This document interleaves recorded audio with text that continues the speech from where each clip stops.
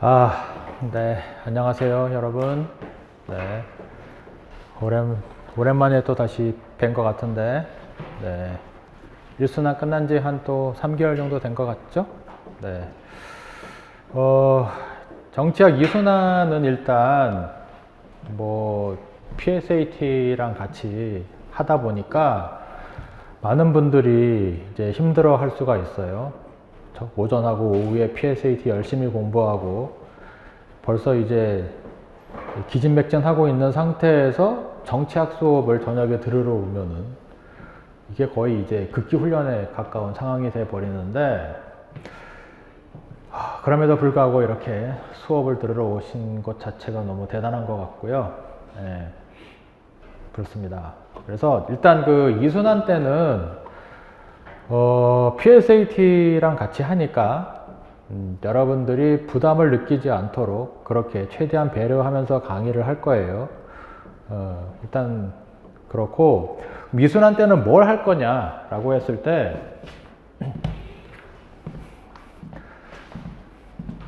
칠판 큼직하고 좋네. 자, 이순환 때는 일단 그 예비순환하고 1순환 때 공부했던 내용은 물론 연관성이 있긴 하겠지만 안 하고, 그러니까 예비순환 1순환 때 배우지 못했던 그런 내용을 하겠습니다. 예비순환부터 제 수업을 따라오신 분들이 계실 텐데, 이게 뭐 2순환 강의를 그래도 내가 수업을 했는데, 특수강 했는데 뭐 예비순환 1순환하고 내용이 별 차이가 없다 이러면은, 물론 뭐 똑같은 거를 복습하는 게 의미가 있을 수 있겠지만은 큰 의미가 없을 수 있거든요.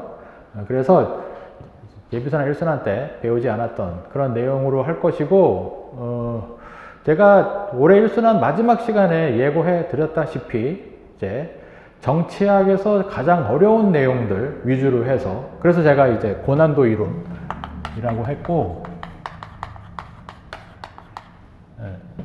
주로 정치 철학, 물론 이제 비교 정치랑 뭐 국제 정치와 관련된 내용도 있겠지만, 일단은 철학에 들어가면은 되게 복잡하고 추상적이고 그렇잖아요. 그래서 제일 어려운 내용, 정치학에서 정치 철학을 공부할 겁니다. 그래서 뭐 강의 계획서에 나와 있지만, 플라톤부터 시작해가지고 뭐 아리스토텔레스, 여러분들이 이제 중고등학교 때 뭐 윤리와 사상이라든지 뭐 생활과 윤리 뭐 이런 시간에도 공부를 좀 하셨겠지만, 플라톤부터 해가지고 고대 정치 철학자부터 시작해가지고 현대 정치 철학까지 해서, 뭐 예컨대 이제 여러분이 그나마 뭐 들어보셨던 뭐 롤스라든지 뭐 등등 이런 사람들 해서 많아요. 그렇고 근데 이제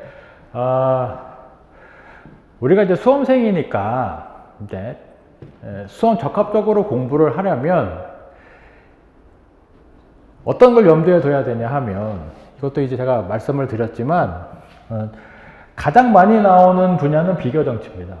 그 다음에 이제 국제 정치고, 그리고 정치 철학은 나올 수도 있고 안 나올 수도 있어요, 상황에 따라서. 그러니까 비교 정치하고 국제 정치에 비해서 나올 확률은 적지만, 이게 정치 철학 문제가 나오면은 매우 어렵습니다. 그래서 고수인 자와 고수가 아닌 자를 가릴 수 있는, 한마디로 이제 변별력이 큰 문제, 뭐 수능 문제로 굳이 표현을 하면은 킬러 문항이라고 할 수 있어요, 정치 철학이.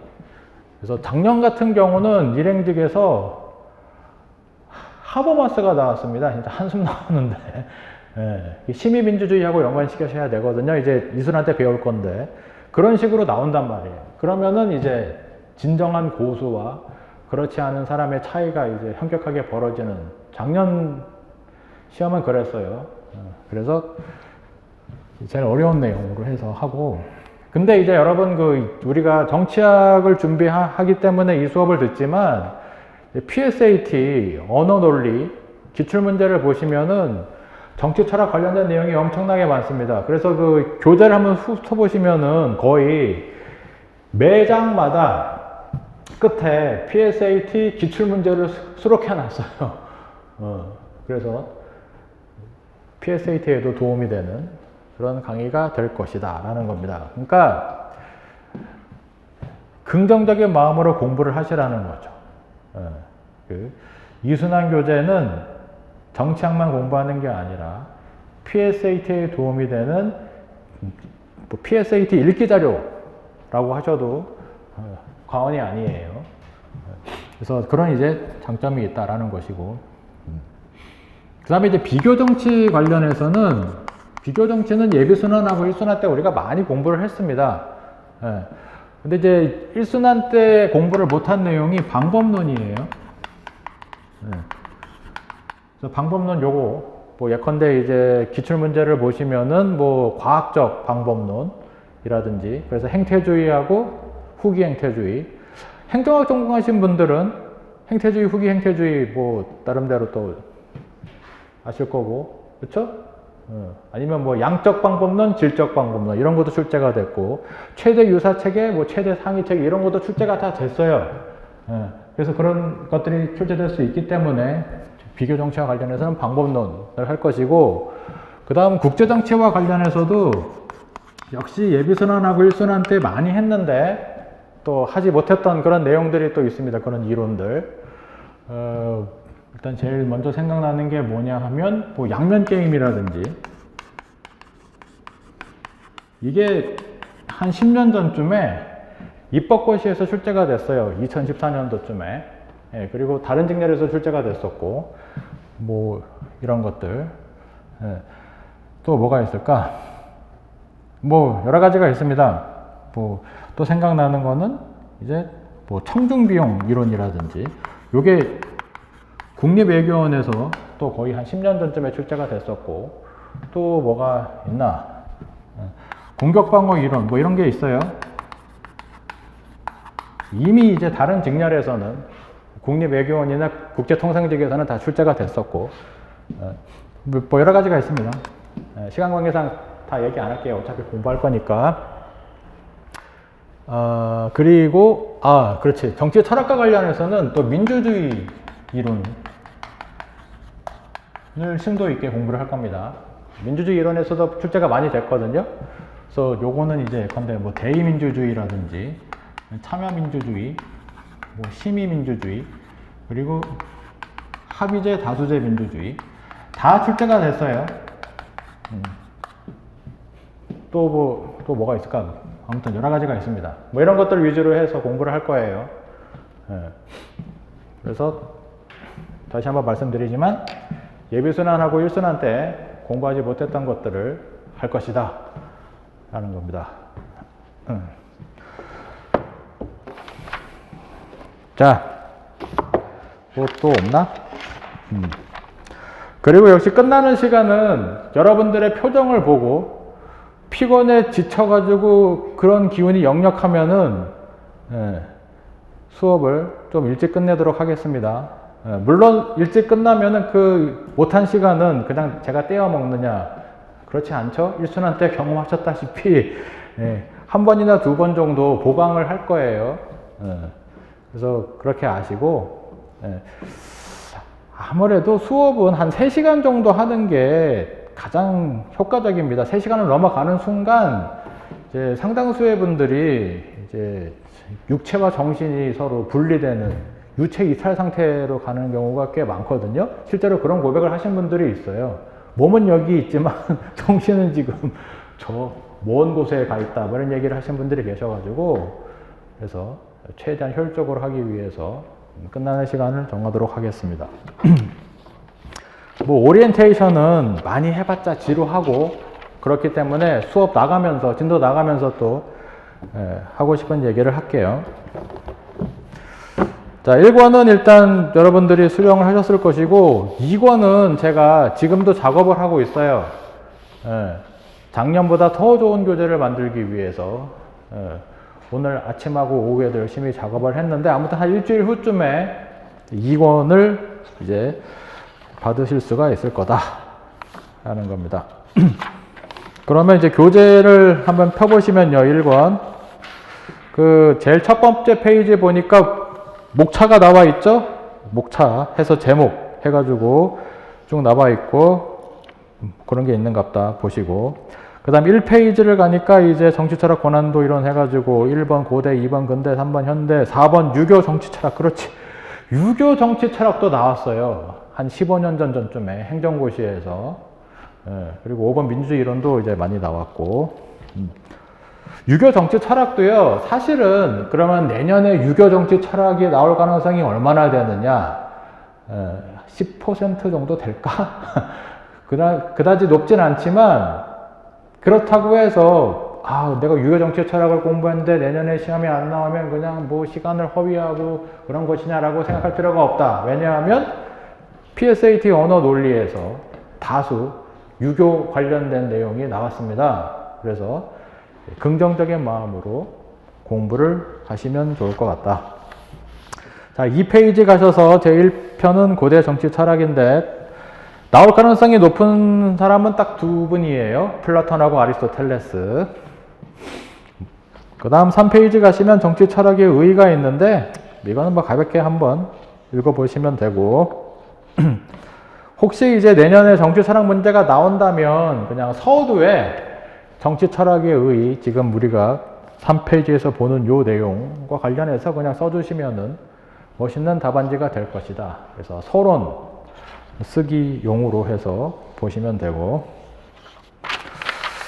자, 그 다음에 이제 4페이지를 가셔서 제1장 플라톤을 공부하도록 하겠습니다. 자, 플라톤과 관련해서는, 자, 여러분들 우리나라에서 제일 똑똑하신 분들이니까 제일 공부 잘하시는 분들이죠. 중고등학교 때, 특히 고등학교 때 윤리와 사상이나 생활과 윤리에서 나왔을 근데 난 진짜 궁금해요. 안 배우셨습니까? 윤리와 사상하고 생활과 윤리? 안 배웠어요? 아예 안 배웠어요? 뭐 이런 어이없는 그 교육 시스템이 다 있어. 왜 이렇게 중요한 철학을 왜 안 가르치는 거야? 나 어이가 없네 진짜. 수학은 어마무시하게 했잖아요, 그렇죠? 아니 수포자 뭐 많이 나온다 그래가지고 그렇게 고민하고 괴로워하면서 왜 철학은 아예 가르치지도 않아. 철학 포기자는, 아니 철학을 공부를 했어야지 포기하든지 말든지 하지. 아무튼 괜찮습니다. 괜찮은데 아무튼 우리나라 고등학교 교육이 문제가 많다라는 것이고, 자, 그럼 이제 4페이지를 가서 플라톤에서 로마 짧은 생애와 저작, 요거는 그냥 가볍게 읽어보세요. 그래서 여러분이 가볍게 읽어보시고, 그 다음 7페이지로 가셔서 로마자 2번 가시면 문제의식, 올바름, 정의란 무엇인가입니다. 일단 그 정치철학 공부하실 때 중요한 거는요, 이해를 하셔야 돼요. 이게 무슨 내용인지. 그 출제위원들이, 뭐 제 친구들도 이제 모 대학교 정치학과 교수고 그런데 답안지를 채점하다 보면은 이 친구가 정말 제대로 이해하고 썼는지 의심이 된다. 그냥 대충 암기해가지고 쓴 답안지 같다. 그러면 점수가 잘 안 나옵니다. 그래서 정확하게 내가 이해를 하고 그런 다음에 답안지를 써야지 좋은 점수를 받기 때문에, 그래서 제가 좀 자세하게 썼어요. 근데 이렇게 자세하게 써서 내용이 좀 많지만 그렇다고 해서 이거를 일일이 다 외우고 그럴 필요가 없습니다. 일단 이해를 잘 하기 위해서 쓴 거예요, 책을. 자, 그러면 이제 로마자 2번 문제의식, 올바름, 정의란 무엇인가? 이게 이제 플라톤 철학의 가장 중요한 질문인데,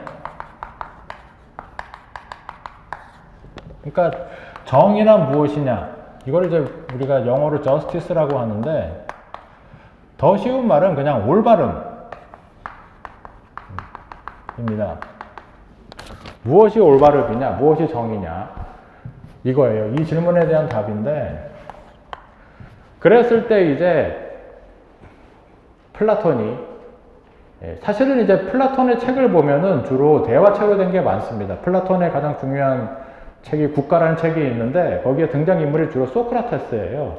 그리고 이제 여러 등장인물들이 있는데, 소크라테스가 나오지만 이제 플라톤이 자신의 생각을 소크라테스를 통해서 이제 이야기했다. 뭐 이렇게 주장하는 학자도 있고 그렇지 않다는 학자도 있습니다. 아무튼 정의 올바름이 무엇이냐라고 했을 때 이제 플라톤의 입장은 뭐냐 하면 특정 개인보다는 국가, 그러니까 인간, 특정 개인 혹은 인간의 올바름 이거를 파악하기는 쉽지 않기 때문에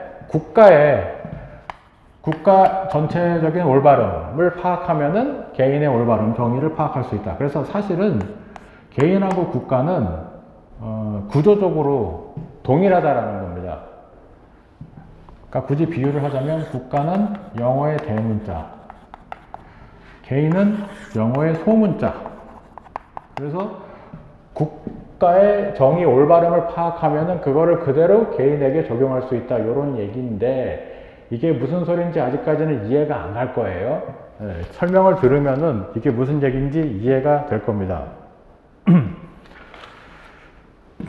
그러면은 자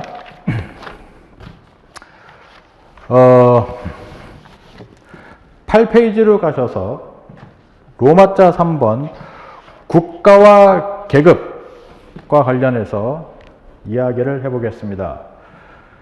자, 거기 보니까 1번 국가의 필요성은 욕구 충족과 분업이다. 그러니까 이거는 뭐 우리가 경제학 시간에 공부했던 내용하고 비슷하죠. 사람들의 다양한 욕구가 있는데 내가 혼자서 내가 원하는 많은 것들을 생산할 수 없으니까 내가 잘 생산할 수 있는 거 만들어 가지고 서로 이제 교환한다 뭐 이런 얘기고요. 어렵지 않고. 그 다음에 이제 9페이지를 가셔서 제일 밑에서 5번째 줄에 2번 이상국가를 보시면은 무엇이냐 라고 했을 때 10페이지를 가겠습니다. 10페이지를 가시면 제일 위에 줄 각자는 나름대로의 특별한 천성을 가지고 있고 타인들과는 다른 그에게만 독특한 기능을 한다. 그러면서 이제 3번 계급론이 나와요. 자, 계급론 해가지고 보니까 10페이지에 가로 1번 수호자 계급이 있고 가로 2번 생산자 계급이 있는데 11페이지 가니까 계급론 해가지고 노트 정리를 하라고 제가 일부러 빈칸을 해놨죠. 이게 핵심입니다. 그러니까 내년에 플라톤 문제가 나온다면 플라톤이 말한 계급론이 뭐냐 이게 아마 나올 가능성이 매우 높아요. 그래서 이 내용을 이제 이야기를 해보겠습니다. 그래서 플라톤의 계급론인데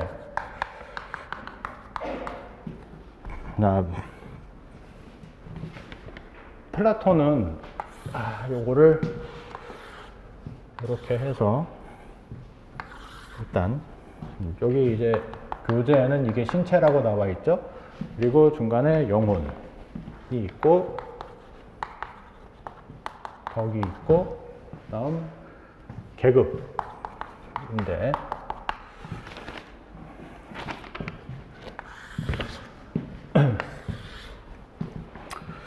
자, 인간의 신체를 머리, 가슴, 배 이렇게 나눴어요. 크게 세 가지로 플라톤이.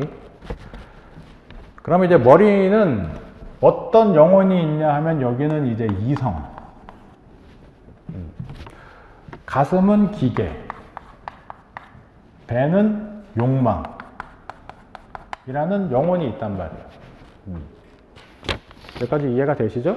플라톤이 이렇게 구분했어요. 그래서 이걸 뭐 영혼 3분설이다 뭐 이렇게 얘기하는데 아무튼 이제 인간의 영혼이 이렇게 세 개가 있고 각각 이제 머릿속에 있고 가슴 속에 있고 배에 있다 뭐 이런 거고요. 이해가시죠? 여기까지? 어렵지 않고. 그럼 이제 머릿속에 있는 이성이 이제 바람직한 모습을 보여요. 그게 이제 덕인데 뭔가 훌륭하고 바람직하고 좋은 모습이겠죠? 그러면은 지혜라는 덕을 발휘할 수 있다. 그리고 기계는 용기라는 덕을 발휘할 수 있고 욕망은 절제라는 덕을 이제 발휘할 수 있다 이겁니다. 여기까지도 이해가 가시죠? 어렵지 않아요? 이겁니다. 그러니까 여기서는 지금 요 차원에서는 개인, 인간, 한 사람 차원에서 이야기를 하는 것이고 근데 방금 말씀드렸지만 개인하고 국가는 구조적으로 동일하단 말이야. 본질적으로 동일해. 예. 동일한 본질이기 때문에, 자, 국가 차원에서 봤을 때, 국가 차원에서는 이제 그러면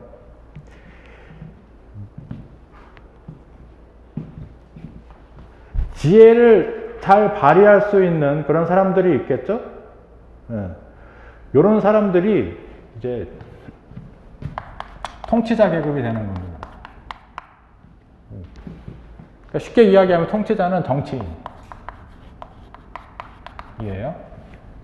네. 근데 이제 이 지혜를 잘 발휘하는 이 사람들을 철학자라고 하는 겁니다. 네. 근데 이제 여기서 철학자라는 거는 무슨 뭐 철학과 전공을 해야지 뭐 철학자다 그런 의미라기보다는 그냥 쉽게 이야기하면 사물의 본질을 이제 제대로 알고 있는 사람, 뭐 이렇게 보시면 돼요. 이거를 이제 뭐 이데아라고 하는데 사물의 본질을 이제 정확하게 파악할 수 있는 사람, 입니다. 어쨌든 우리가 지금 무슨 뭐 순수 철학을 공부하는 그런 시간이 아니니까 그냥 이제 플라톤의 표현에 따르면 이데아다. 이데아라는 말은 들어본 적이 있죠, 여러분? 이게 이제 90년대 중반에 가요계를 휩쓸었던 서태지와 아이들이라고 있는데 잘 모르시죠? 서태지와 아이들 노래 중에 교실 이데아라는 게 있어요. 가요에. 교실 이데아. 그 이데아가 뭐냐? 사물의 본질, 사물의 참모습. 뭐 이렇게 생각하시면 돼. 쉽게 이야기하면 우리가 원을 배웠잖아요, 수학 시간에. 그쵸? 그러면 원의 참모습이 뭐냐라고 했을 때 알지다시피 중심에서 똑같은 거리에 있는 그런 선을 원이라고 하잖아요. 그게 이제 원의 이데아란 말이야. 근데 내가 그냥 정말 열심히 이렇게 원을 그렸지만 이거는 이데아에서 벗어난 거지. 그러니까 점에서 정말 다 똑같이 이렇게 돼야 된단 말이야. 근데 현실에서는 그렇지 않단 말이야. 이해가시죠? 네. 그래서 사실은 플라톤이 이분법이라고 해가지고 이제 현실 세계하고 이상 세계하고 뭐 구분해서 이제 이데아는 이상 세계만 있고 현실 세계는 존재해야 된다 뭐 이런 복잡한 이야기를 했는데 그거는 굳이 알 필요는 없을 것 같아요. 정치학 시험에서 뭐 나올 것 같지는 않고 물론 PSAT 언어논리 지문에는 나올 수가 있겠죠. 네. 자, 그렇고 아무튼 이제 쉽게 이야기하면 철학자는 그냥 정의 지성이다. 지성이 아주 뛰어난 사람. 이렇게 보시면 돼요. 똑똑한 사람. 뭐, 여러분 같은 사람들이겠죠? 그 다음에 이제, 이 용기라는 덕을 잘 발휘하는 사람은요, 어떤 사람이냐 하면, 전사 계급. 쉽게 이야기하면 군인입니다. 전쟁터에서 이제 죽음을 이제 각오하고 죽는 것을 두려워하지 않고 용기 있게 싸워야 되니까 당연히 이제 군인에 해당할 것이고 그 다음 이 절제라는 덕을 잘 발휘할 수 있는 사람은 경제인인데 이걸 생산자 계급이라고 하고 생산자 계급인데 이제 다른 말로 하면 경제인 경제 활동에 종사하는 사람. 그러면 이 경제인은요, 자본가하고 노동자를 다 포함한 겁니다. 우리가 오늘날에는 뭐 생산계급이다, 생산자다 그러면 주로 노동자를 지칭하는데 플라톤이 말하는 이 경제인은 자본가 노동자 다 합친 거예요. 그러니까 농사 짓는 사람, 아니면 뭐 수공업자라든지 아니면 뭐 장사하는 사람들 다 포함해서 경제인입니다. 그래서 이 국가 전체적으로 봤을 때 그러면 통치자, 정치인을 해야 되는 사람들은 일단 지혜라는 덕을 잘 발휘해야 되는 사람을 통치자로 해야 되고 용기를 잘 발휘할 수 있는, 용기라는 덕을 잘 발휘할 수 있는 사람이 이제 군인, 전사 계급이 돼야 되고, 절제라는 덕을 잘 발휘할 수 있는 사람들이 이제 생산자 계급이 돼야 된다라는 거예요. 이해가시죠? 네. 그러면은 이게 어떻게 그럼 결정될 수 있느냐라고 했을 때 중요한 건 교육입니다. 교육의 성취도. 교육의 성취도에 따라서 이렇게 나누는 거예요. 이게 무슨 소리냐 하면 예컨대 한 20살 때까지는 뭐 의무 교육을 시키는 거예요. 그러면은 이제 딱 느낌이 오죠? 여러분 같은 사람들은 이제 열심히 막 공부를 한단 말이야. 막 밤새서. 그래도 이제 끄떡 없잖아요. 그쵸? 공부에 딱 적성이 맞는단 말이야. 이런 사람들은 이제 통치자 계급으로 가는 거고, 예컨대 수업만 하면은 한 10분 지나면은 막 이제 괴로워하는 애들이 있어요. 공부에 전혀 적성이 없는 아이들이 있거든요. 저는 경험을 했습니다. 제가 한때는 강남구 대치동에서 영어 선생도 한번 했었어요. 근데 이제 그때 여자 선생님만 나 빼고 다 여자 선생님이었는데 레벨 테스트를 해가지고 제일 공부를 못하는 애들을 나한테 맡겼어. 왜? 얘네들은 불량하기 때문에 남자 선생님만이 얘네들을 통제할 수 있다라는 원장님의 철학에 따라서 내가 그 반에 들어갔어요. 그래서 수업을 시작하면 10분 정도 지나면 이 애들이 저를 괴롭히지 말아주세요 막 그래. 너무 괴롭대 공부하는 게. 그래서 나는 너희를 괴롭히는 게 아니라 너희들이 공부를 잘해서 행복하게 살려고 도와주는 사람이지 왜 자꾸 나를 나쁜 사람으로 만드냐 그러는데 안 되는 거야. 이해 가시죠? 그러니까 그런 사람들은 통치자 하면 안 되고, 그럼 예컨대 이제 뭐 장사를 잘한다 아니면 뭐 물건을 잘 만든다 그러면은 이제 이렇게 생산자 계급으로 간다 이 말이에요. 이해가시죠? 네. 그래서 이렇게 나누는 겁니다. 그래서 이제 예컨대 통치자가 될 사람들은 20살 이후에도 고등교육을 따로 받아. 엘리트 교육을 한 35살까지 해가지고 이제 그 교육을 잘 마치면은 통치자로 하고. 이해가시죠? 그러니까 여기서는 어떤 함의가 있냐 하면 이게 세습이 아니란 말이에요. 교육의 성취도에 따라서 내가 어떤 계급이 될 거냐 이거는 세습이 아니에요. 우리 아버지가 예컨대 이제 통치자, 우리 엄마가 통치자다. 그렇다고 해서 그 자식이 다 자동적으로 통치자가 되는 게 아니란 말이야. 네. 이거는 우리가 경험적으로 알고 있잖아요. 엄마 아빠가 공부를 너무 잘했어. 그래서 엄마 아빠 둘 다 의사야. 그러면 그 자식 다 공부 잘해서 의사 됩니까? 아닌 경우를 제가 꽤 많이 봤어요. 제가 아는 어느 부부가 의사인데 당연히 자기가 공부 잘했으니까 거의 전교에서 1, 2등 했으니까 내 자식도 잘하겠지라고 생각했는데 아닌 거야. 그러면서 다가오는 그 충격, 패닉 뭐 이런 거고 내 자식 맞나? 뭐 이런 느낌도 드는데 아무튼 이해가시죠? 교육의 성취도에 따라서 이렇게 정한다 이겁니다.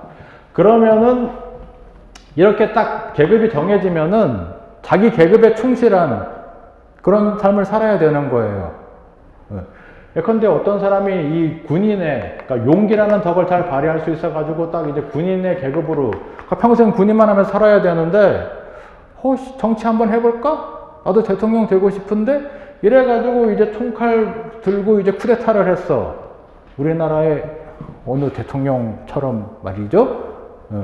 육군사관학교 졸업하신 분 중에 대통령 된 분이 있잖아요. 3명 중에 2분은 총 들고 나와가지고 대통령 됐죠? 그러면은 그거는 정의가 아니란 말이야. 플라톤에 따르면. 너는 그냥 전쟁터에서 이렇게 목숨을 두렵지 않게 하고 그렇게 싸우는 데만 한 거니까 군인으로서 살아야지 왜 정치를 해?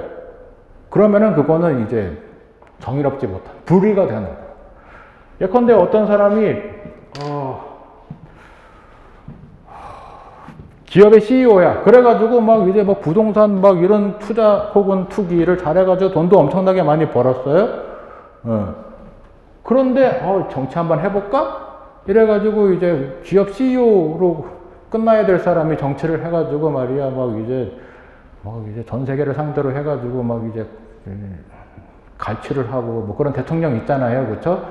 예? 그렇잖아. 최근에 그 이재명 대통령이 이제 그분 와가지고 이제 신라 경주에서 왕관 줘가지고 막 되게 좋아한 그분 있잖아요, 그렇죠? 그런 사람들은 그냥 경제인으로 살아야 되는데 정치인으로 살아 이러면 플라톤의 입장에서는 이거는 이제 정의에 어긋나는 불이한 거란 말이에요. 이해 가시죠? 그런 겁니다. 그래서 이거를 이제 직분국가라고 해요. 직분. 그러니까 자신의 직분. 이게 다른 말로 하면 영어로 이제 네이처인데 천성.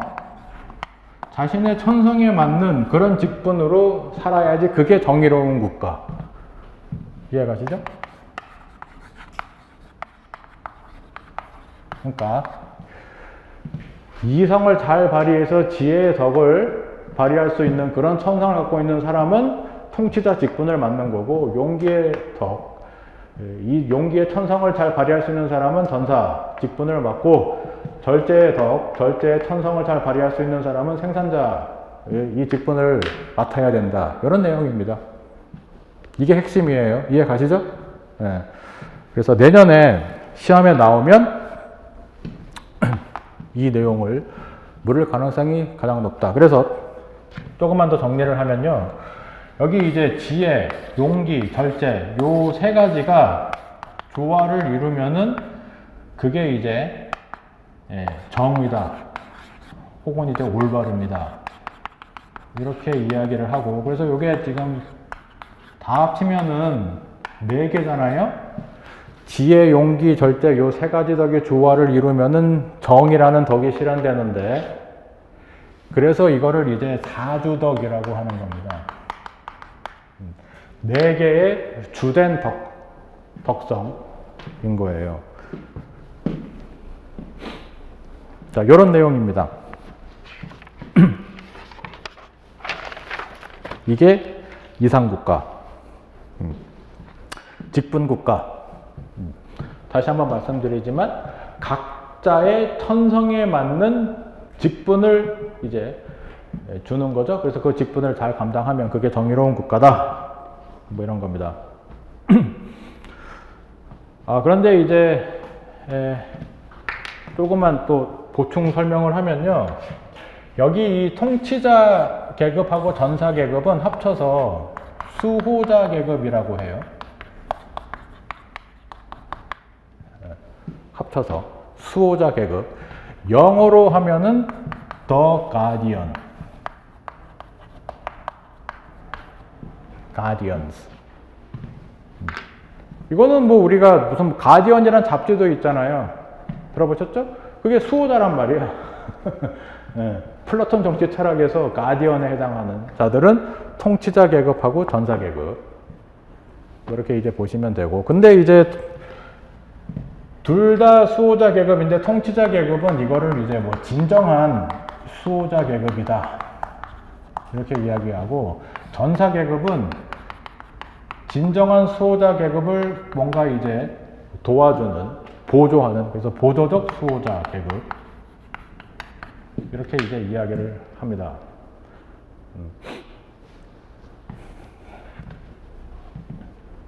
그러니까 더 쉽게 이야기하면, 이 진정한 수호자 계급은 국가의 중요한 정책을 결정한다 라고 보시면 돼요. 네. 예컨대 환율이 지금 너무 높다. 1500 가까이 된다. 그럼 이거 어떻게 해야 돼? 어떻게 해서든지 환율을 뭐 낮춰야 된다.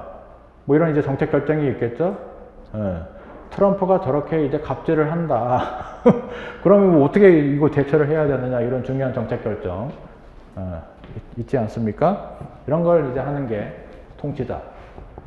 통치자가 정책 결정을 하면은 당연히 이제 전사 계급은 정책 결정을 잘 이제 따르고, 물론 이제 생산자 계급도 이제 잘 따라야 되겠죠? 뭐 이런 식으로 하는 거다.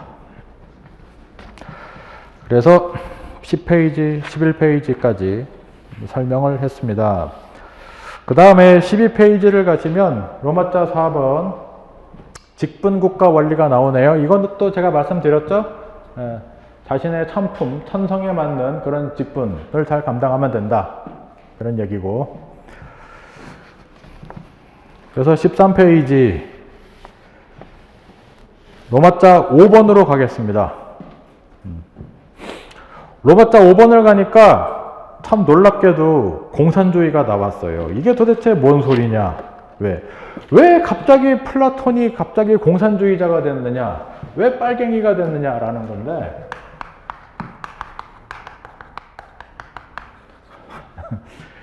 자, 이거는요, 제 수업 예비순환하고 1순환을 들으신 분들은요, 우리가 비교정치 공부하시면서 그때 선거제도 공부하셨을 때 단순다수제하고 결선투표제 공부했을 때 그때 아얀데 신드롬이라는 것을 배웠습니다. 자, 아얀데 신드롬 한 3개월 전쯤에 배웠는데, 자, 어떤 내용인지 기억나시나요? 기억나시는 분은 큰 소리로 한번 얘기하셔도 되고, 자, 기억이 안 나더라도 절대 괴로워할 필요가 없다. 원래 기억이 안 난다. 올해 처음 정치학 공부하신 분들은 기억이 안 나는 게 당연하다.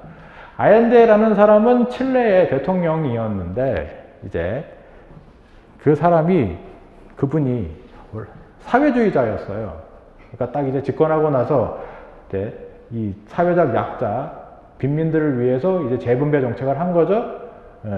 그랬다가 피노체트 군인 아저씨한테 쿠데타 당해가지고 이제 비참한 최후를 맞이하고, 피노체트가 이제 대통령이 된 다음에 피노체트의 경제 정책은 무슨 주의였다?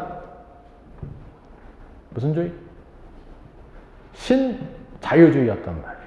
그러니까 한마디로 신자유주의는 핵심이 뭐였죠? 자, 정치 경제 하면은 제가 일단 5글자 밤에 자기 전에 10번 외치라 그랬잖아. 만약에 내년에 정치 경제 문제가 나오면은 이거 반드시 써줘야 된다. 5글자 뭐였습니까? 10번씩 외치라 그랬잖아. 생각납니까? 생각 안 나도 괜찮아요. 시장 개입도란 말이야. 시장 개입도, 시장 개입의 정도, 정부 국가의 시장 개입도가 커야 되냐 작아야 되냐, 그거거든. 그게 핵심이에요, 여러분. 그래서 신자유주의는 정부의 시장 개입도가 최소화돼야 된다. 그러니까 현대판 자유방임주의, 현대판 야경국가라고 보시면 되고, 그게 신자유주의거든요. 대처하고 레이건이 추진했던 그런 이제 경제정책을 이제 피노체트가 화끈하게 밀어붙였어요. 그런 건데, 그래서 피노체트가 딱 집권하고 나서는 이 플라톤 정치 철학도 아주 불순하단 말이야. 불온해. 그래서 대학교에서 강의를 금지시켰습니다. 플라톤. 왜? 공산주의가 있어가지고 빨갱이 이론이 있단 말이야. 그래서 금지했는데, 그럼 도대체 이게 뭐냐 라고 했을 때 크게 두 가지예요. 하나는 공산주의 하면 기본적으로 우리가 생각나는 게 사유재산제 폐지 아닙니까? 그쵸? 그래서 재산을 공유한다. 재산 공유제예요. 그러니까 사유재산이 없는 거야. 사유재산 폐지, 다 공유. 근데 여기서 이제 주의할 게 있어요. 여기서 주의할 게 뭐냐 하면, 지금 우리가 이 세 가지 계급을 구분했는데, 요거는 오직 수호자 계급에게만 해당이 돼. 수호자 계급이라는 거는 다시 말씀드리면 통치자 계급하고 전사 계급에게만 해당된단 말이야. 그러면 이 중에서 빠진 게 있죠. 생산자 계급, 경제인들은 적용이 안 된단 말이야. 이해가시죠? 그러니까 생산자 계급은 적용이 안 된다. 그에게는 생산자 계급에 해당하는 사람들은 사유재산 가질 수 있단 말이야. 예컨대 내가 기업 총수다. 그래가지고 열심히 경영을 잘해가지고 돈을 많이 벌었어. 그러면 그거 인정. 이해가시죠? 근데 아무튼 이 통치자 계급하고 전사 계급에 해당하는 사람들, 더 쉽게 이야기하면 정치인하고 군인 이 사람들은 사유재산을 가지면 안 돼. 이해가시죠? 예. 물론 이제 속옷 같은 건 그러면 그건 공유할 수 없지. 예, 그런 아주 정말 생활 필수품들, 뭐 치약이라든지 칫솔 이런 것들만 이제 사유재산으로 하고 무조건 공유다. 이 얘기예요. 그러니까 예컨대 이제 거주지도 자기 재산이 없으니까 그렇죠. 부동산 투기도 못 하겠죠. 예, 그냥 마치 그 군대에서 공동 막사에 살듯이 그렇게 공동 막사에서 살고 밥도 이제 군대에서 이렇게 같이 먹듯이 이런 식으로 살아야 된단 말이에요. 이해가시죠? 이렇단 말이야. 그리고 이제 두 번째로는 이거는 더 충격적이에요. 이거는 가족을 공유해. 이건 도대체 뭔 소리냔 말이에요. 이게 이제 아주 처음 딱 이걸 공부하면 아주 괴상하고 심지어는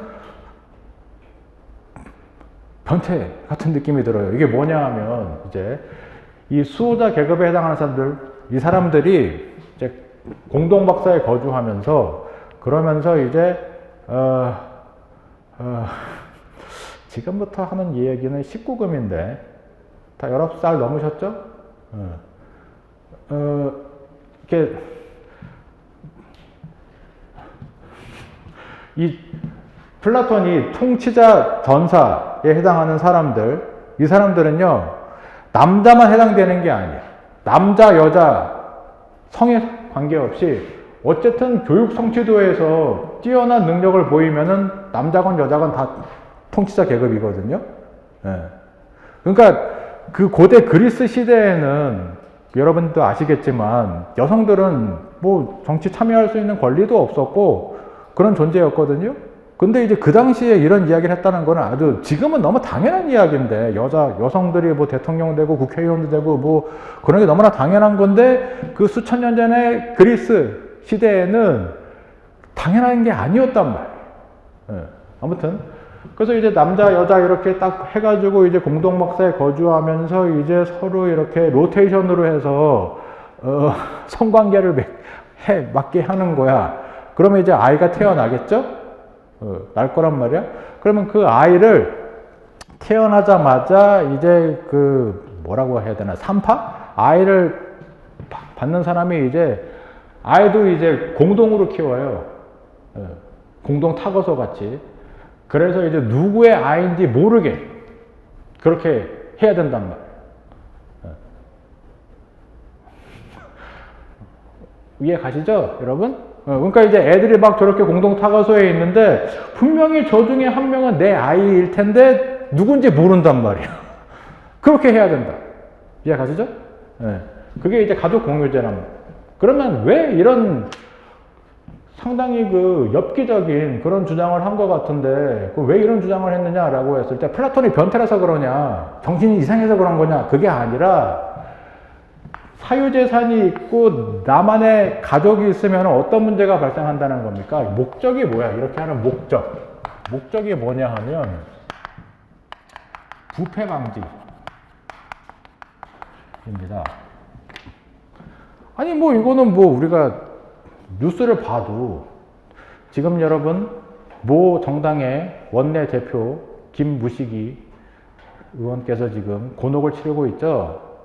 국회의원이라는 지위를 이용해서 예컨대 모 항공사에서 호텔 아주 좋은 스위트룸인가 그걸 뭐 이렇게 막 뭐 이렇게 무료로 제공받고 뭐 자기 아들 뭐야 자기 아들 국정원인데 자기 아들 뭐 이렇게 정보 이렇게 주요 정보를 주기 위해서 뭐 이렇게 자기 보좌관을 뭐 이용하고 이런 거 있잖아요, 그렇죠? 그렇잖아. 그리고 이제 문재인 정부 시절에는 또 그분 있잖아요, 그렇죠? 잠깐 법무부 장관 하셨던 분 딸 때문에 또 말이 많았지 않습니까? 그렇죠? 그렇잖아요. 아무튼 주로 정치인들 그 부패를 보면은 주로 이제 지 자식들 이렇게 부정으로 막 이렇게 뭐 대학 입학시키고 무슨 뭐 이렇게 취업 뭐 이런 것들이 발생하잖아요. 그렇죠? 그렇단 말이에요. 그러니까 아예 그냥 그 부패 원천을 그냥 다 차단시켜 버리는 거예요. 저 여러 아이 중에 내 아이가 누군지 모르니까 그렇죠? 그럼 누구를 그러면 이렇게 내 아이가 얘가 확실하면은 예컨대 이제 얘를 부정 입학시킨다든지 뭐 채용을 뭐 부정 채용을 한다든지 뭐 이럴 수 있는데 내 아이가 누군지 모르니까 할 수가 없는 거 아닙니까? 그리고 사유재산도 지금 인정이 안 되니까는 그렇죠? 부동산 투기를 뭐 할 수 있겠어? 그렇잖아요. 다주택자 이런 거 불가능하단 말이에요. 정치인들은. 그러니까 이제 부패를 그냥 원천적으로 차단하기 위해서. 그래서 이제 이렇게 하는 거다. 취지는 이해 가시죠? 취지는? 아무튼 이런 내용입니다. 그러니까 이런 내용도 나올 수가 있단 말이야. 내년에 플라톤의 공산주의 핵심 내용이 뭐냐 해서 가로 일반 해가지고 뭐 10점 이렇게 해가지고 플라톤의 계급론 뭐 요게 10점짜리 나올 수 있고 그 다음에 플라톤의 공산주의 요거 이제 또 10점으로 해가지고 나올 수가 있단 말이에요. 충분히. 여러분 지금까지 한 번도 안 나왔다고 해서 앞으로 영원히 안 나올 것이냐 그거는 착각입니다. 제가 오늘도 말씀드렸지만 작년에 하버마스가 나왔는데 한 번도 경험해보지 못한 문제예요. 문재인 대통령 말씀 생각나죠? 한 번도 경험해보지 못한 나라를 만들겠다 그랬는데 그렇게 될 수 있단 말이에요. 그래서 플라톤이 이게 거의 한 30년 전인가 40년 전인가 1980년대인가 90년대인가 그때 나왔어. 그러면 앞으로 안 나오느냐? 나올 수 있다니까 충분히. 그러면 이제 이런 내용이 나올 가능성이 높다라는 거죠. 그래서 자, 핵심적인 내용은 설명했습니다. 근데 우리가 뒤에서 공부하겠지만 이 플라톤의 공산주의에 대해서 아주 강도 높게 비판한 사람이 있어요. 여러분이 알다시피 소크라테스의 제자가 플라톤이고 플라톤의 물론 수제자겠지? 수제자가 아리스토텔레스거든요. 그러니까 아리스토텔레스가 스승 플라톤의 이 공산주의에 대해서 아주 혹독하게 비판을 했습니다. 우리나라 학계에서는 스승님의 이론을 비판하면은 학계에서 어떻게 될까요? 매장당할 텐데. 아무튼. 자, 아리스토텔레스는 이 플라톤의 공산주의, 재산 공유, 가족 공유제에 대해서 어떻게 비판했냐 하면, 이런 식으로 하면은 어떤 문제가 발생한다? 힌트는 여러분이 경제학 시간에, 미시경제학 시간에 공부했던 그 전문 용어를 사용하시면 돼요. 미시경제학 시간에 공부했던 거, 특히 공유가 들어가는 거 있죠? 뭐가 생각납니까? 공유제까지 나왔어요. 요러면은 공유제의 두 글자 나왔죠? 공유제의 비극 이게 발생한단 말이야. 물론 아리스토텔레스가 그 당시에 공유제의 비극 이거 모르지 당연히. 근데 아리스토텔레스의 비판을 오늘날의 경제학적 용어로 이렇게 풀어서 설명을 하면은 이런 문제가 발생한단 말이에요. 공유제의 비극. 한마디로 말해서 아리스토텔레스는 이런 식으로 하면은 자, 사람들은 자기의 것만 케어한단 말이야. 예컨대 이 재산이 내 재산이 아니야. 공유제야.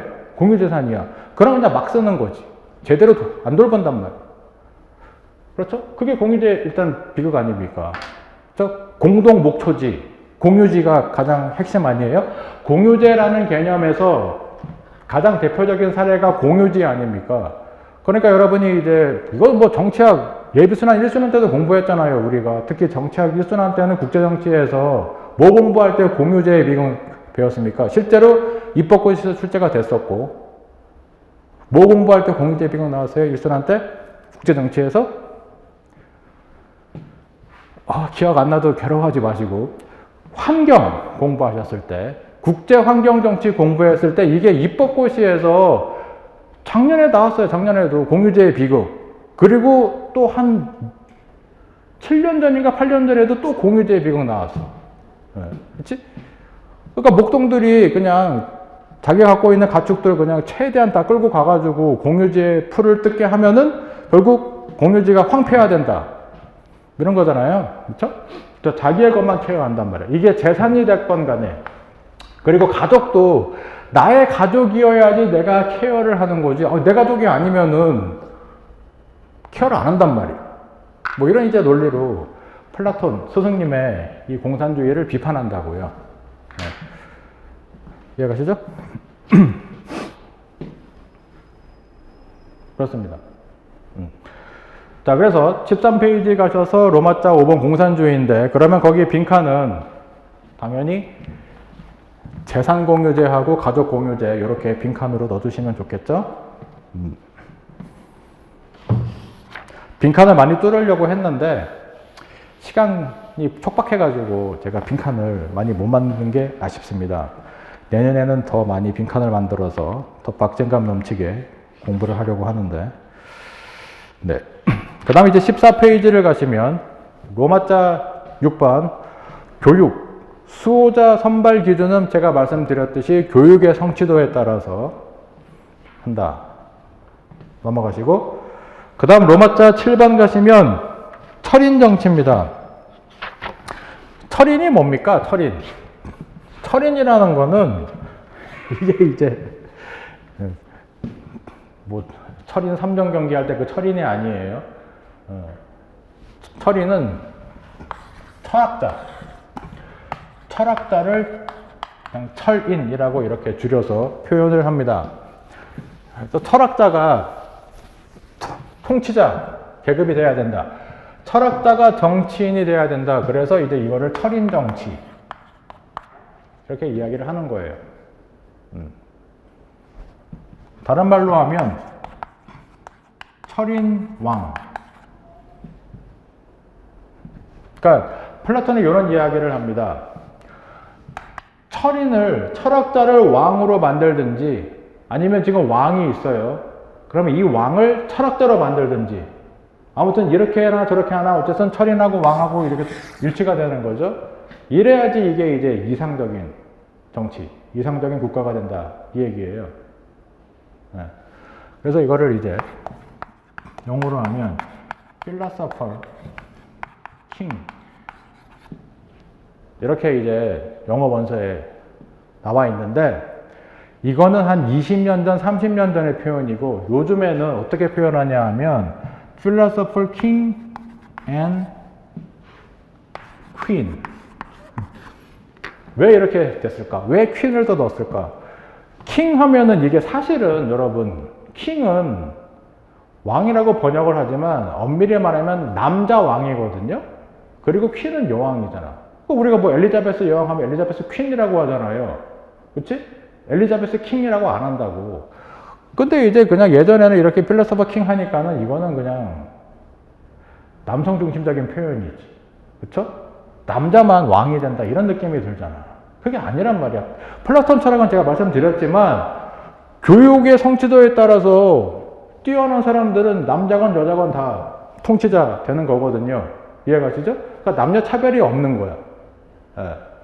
그래서 이 표현이 이제 요즘에는 더 플라톤 철학에 부합하고 남녀 평등에도 부합하고 페미니즘 원리에도 부합한다 이런 얘기지.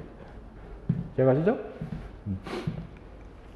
근데 이제 우리가 바로 뒤에서 아리스토텔레스 공부하시겠지만, 아리스토텔레스는요 남녀 차별적인 사고방식을 갖고 있었어요. 요 얘기를 하면 이제 여성분들이 분노를 할 텐데, 아리스토텔레스에 따르면 남성은 여성보다 더 이성을 잘 발휘할 수 있는 능력이 있기 때문에, 한마디로 말해서 이성 차원에서 봤을 때 여성은 남성보다 더 열등해, 뭐 이런 이야기를 합니다. 그래가지고 이제 페미니즘의 공격을 어마무시하게 받거든요. 그런 이제 차이는 있어요. 자, 그래서 로마자 7번 철인정치까지 해서 15페이지까지 진도를 나갔습니다. 하다 보니까 벌써 거의 1시간이 가까이 된 것 같은데 한 13분 정도 쉬시고 51분쯤에 다시 돌아올게요.